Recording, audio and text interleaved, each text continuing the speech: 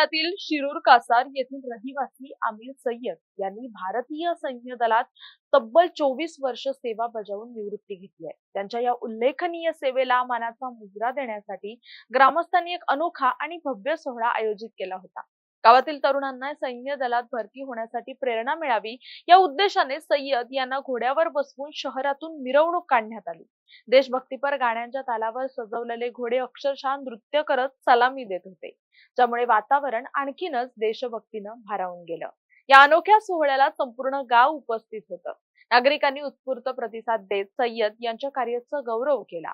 मिरवणुकीनंतर त्यांना त्यांच्या कुटुंबासह सजवलेल्या जीपमधूनही गावात फिरवण्यात आलं। या अभिमानास्पद क्षणामुळे शिरूर कासारमध्ये उत्साहाचं आणि देशप्रेमाचं वातावरण निर्माण झालं होतं।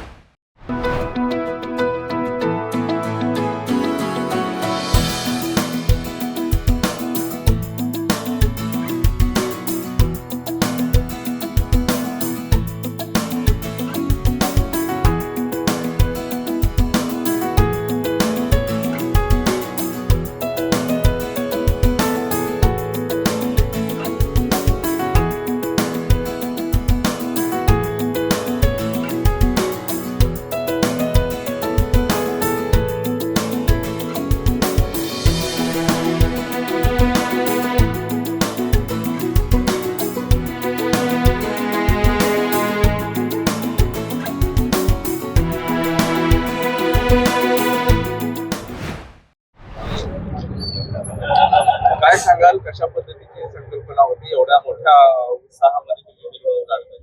भारतीय जवानांप्रती असलेलं प्रेम जे आहे ते आपल्याला दाखविण्याची या मिरवणुकीच्या निमित्ताने संधी मिळालेली आहे।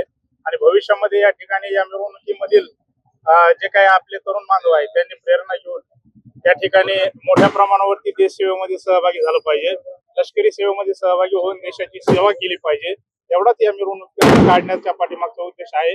कसल्याही प्रकारे डामडोल न करता अगदी साधेपणानं परंतु तेवढ्या जल्लोषामध्ये या जवानांचं या ठिकाणी स्वागत केलेलं आहे।